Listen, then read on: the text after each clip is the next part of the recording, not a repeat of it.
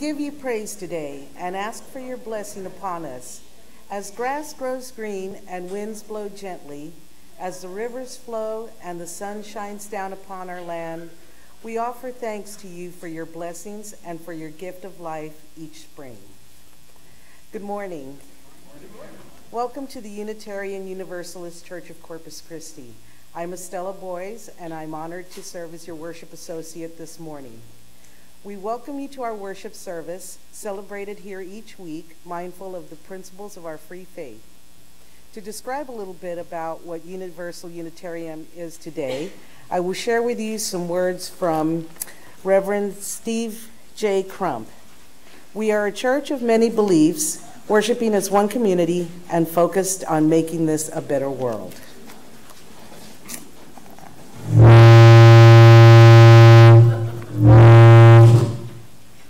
I didn't do it. Excuse me. The purposes of getting to know our newest members. That will be Saturday, May 20th at 5 p.m. at the Sunderman Cherry Home. Lots of food, BYOB, more information to follow. Mark your calendars for this No Beltane, which is the beginning of spring and making that transition from the long cold winter into what is going to be a fabulous summer in South Texas. For right now, I'd like to ask y'all to close your eyes and take a minute to remember what it was like to be 12 years old and running through the fields and riding your bikes out on the street until the lamplights came on and watching fireflies drift through the lawn, across the lawn, and hanging out with your friends. That is the youth of Beltane. That is the god and the goddess that is coming together in that teenage year, remembering what it's like to be young again and finding love for the first time and enjoying being in the moment. And so that is what I would like to leave you with today, is that memory of being young again and keeping that youth all through your life. Because as someone once told me, the secret to an amazing adulthood is to have a happy childhood all through it. Thank you.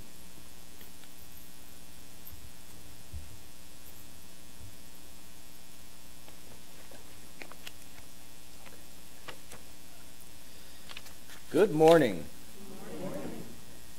'Tis May, the lusty month of May, that lovely month when everyone goes blissfully astray.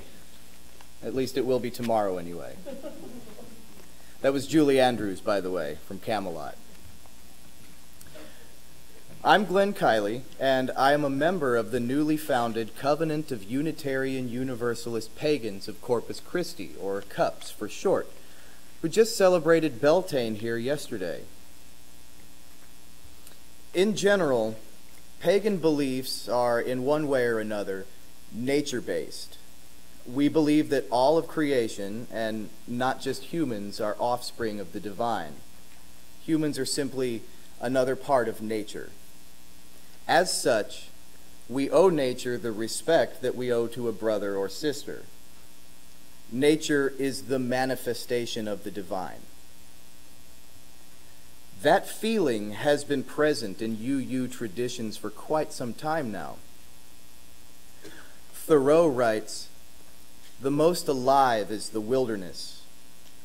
Hope and the future for me are not in lawns and cultivated fields, not in towns or cities, but in the impervious and quaking swamps." Emerson echoes these sentiments.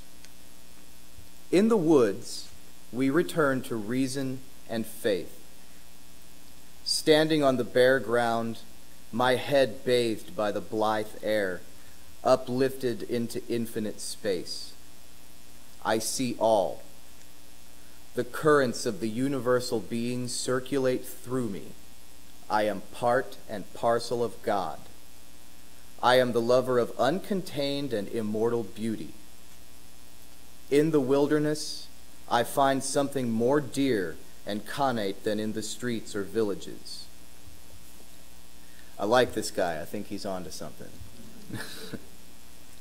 Pagan rituals and celebrations tend to be centered around cycles of the seasons and of the moon. They celebrate our connections to and dependence on the natural world. Pagans, like UUs, tend toward multi-valued logic systems, though pagans come by this for slightly different reasons. Pagans may hold to an entire pantheon of goddesses and gods. They may understand that Isis and Astarte may be most meaningful to one as Jungian aspects of the unconscious, while another may value Breed and Caradwin as actual entities. Any of these approaches are equally valid, and they may even be simultaneous. My personal path as a pagan started 20 years ago and has always been very Unitarian, even if I didn't know it at the time. When I reached adolescence, I began seeking some spiritual connection that I didn't get from mainstream religion. At first, I tried out a few other churches to no avail, and then I started reading about Buddhism. It was great, but I didn't totally jive with it, so I continued looking. Eventually, I found my way into an occult bookstore hoping to learn about tarot cards. There was so much more. I read some of this and some of that. I studied Wicca briefly and even tried out voodoo until finally discovering green witchcraft. My awesome Unitarian mom didn't stop me. It's really great growing up in this church and being allowed to follow your own path. I wanted to grow closer to the divine, and she and everybody else wanted that for me. I practiced green witchcraft for many years until my spirituality evolved into what's more recognizable as Druidry. Because my studies have been so broad, and because I prefer to work freelance, it's difficult to name my path. But for sure, I am a Unitarian Universalist pagan. But I digress. As different as one pagan may be from another, we still have quite a bit in common. And you know, nothing brings people together quite like a holiday. Beltane. Beltane is a wonderful time of year. And there sure is something about May, isn't there? For in May, what had seemed dead comes alive in full swing. The promises of spring are beginning to come to fruition, and the whole world is revealed as a giant cosmic dance. All of creation is in a dance, if we can just see it. As we sit here in this building, on apparently solid ground, we know that in fact, this piece of ground is part of a globe that is performing a perpetual pirouette on its own axis, and in the process makes a giant circular path around the sun.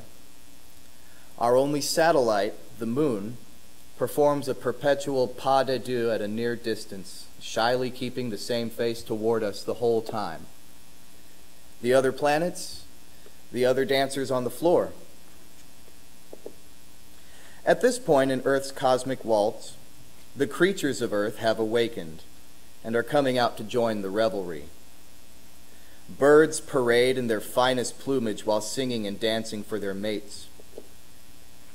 Rabbits and foxes, having shed their winter's shag, sport their fresh new coats as they hop along playfully. And cats strut their stuff as they sing a bold chorus of their own with full abandon. Indeed, all is awake and in motion, and the human race has joined in this universal dance since time immemorial.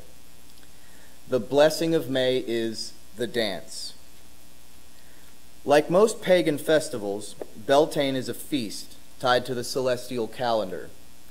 It marks a cross quarter, which is to say that it marks the midpoint between the vernal equinox and the summer solstice. So the Celts had 4 quarter days, which were the solstices and equinoxes, and 4 cross quarters. Beltane is opposite Samhain, which most people know as Halloween. And like that other festival, It is said that the veil between the two worlds is at its thinnest. This makes it an ideal time for all sorts of magic. For the Celts, Beltane was the beginning of summer. It was the start of planting and pasturing season, and in those ancient agrarian times, planting crops and sending livestock out to graze meant that you were hoping for fertility.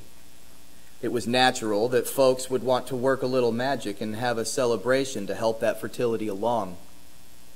So on May morning, woods were filled with satyrs and nymphs, and people imitating them. Celebrations of the festival vary widely, of course, but most commonly is a night of bonfires. The word Beltane means bright fire. Some say it means bale fire. Look, it's hard to translate Old Gaelic. The bonfires were usually made from hay and bedding that was left over from winter. You can imagine stacks of hay exposed to damp winter conditions by mid-spring was moldy and could no longer be used as feed. On the eve of Beltane, a central bonfire is lit on the highest point of land. Then a second fire is lit a few yards away. In the morning, embers will be taken to relight the hearth fires of the village, but before that comes a long night of revels. First, there is the purification of cattle, as they are driven between the two fires before being sent out to summer pastures, where, with this newfound freedom after being pent up for so long, they start a dance of their own. People, too, will dance between the pyres for luck. Dancing would go on for hours. At some point, young lovers will try to jump the fire, earning a promise of fertility. People wear garlands of spring flowers, and young men would adorn the windows of their sweethearts with tree branches. It's all about returning green, returning life. People were encouraged to just let loose, with the promise of no questions asked in the morning. The pre-Christian world had none of the moral repressions of more recent centuries. Sex was healthy, fun, and normal. Through the night, lovers melt away into the woods and fields to make love under the stars and close to Mother Earth. In the morning, the young people would return to the village, no doubt somewhat worse for wear, and begin to prepare the maypole. In some places, the maypole was a tree harvested the night before by the light of the May fire. In other places, it was the trunk of the last year's Yule tree which had been saved for this purpose. And other times still, it was a permanent, special pole which had been dedicated for this purpose, to be used again and again, gaining power with each passing year. Ribbons of different colors, often red and white, were attached to the top of the pole. Dancers would take the ribbons and face one another and dance around the pole in opposite directions, weaving in and out. Each circle around the pole bringing them a little closer together until they were face to face. And the pole is wrapped in a symbol of fertility and the coming harvest.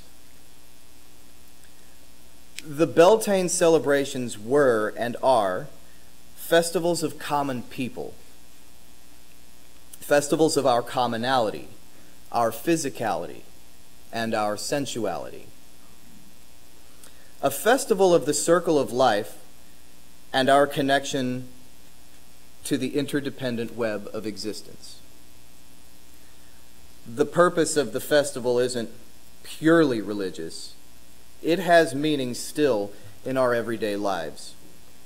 A holiday done in the name of fertility is done in the hope of continuity, of hope for the future. We are all dependent on fertile crops, aren't we? We'd starve without them. Whatever anyone does for a living, we all hope and strive for fruitful bank accounts, don't we? As a newlywed, my wife Hannah and I would like to grow our family. The magic of Beltane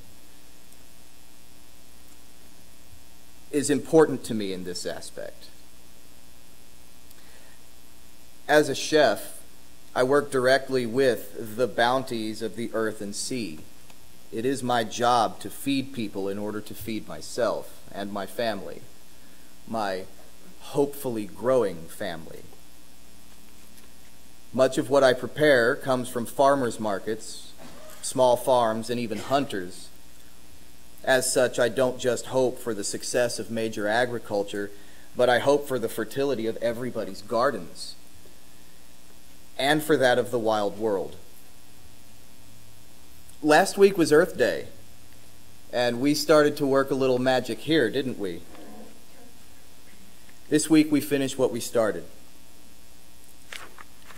As you may remember, we wrote down what we were most worried about losing in the world as a result of climate change onto ribbons and hung them from a tree. These concerns and intentions have spent the last week being carried by the wind far and wide. The band has one more song for you.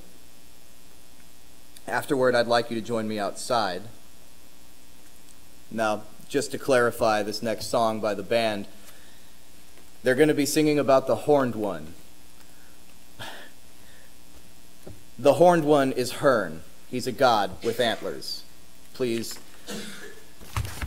make no mistake, we're not singing about the devil. Once outside, we will each take a ribbon from the tree. Make sure not to take the one you put there, and tie it to your wrist. As you do this, you agree to care as much about what is written on the ribbon as the person who wrote it. You must do everything in your power to protect what that person doesn't want to lose. The future is in our hands. Let's not let it be our last dance yet.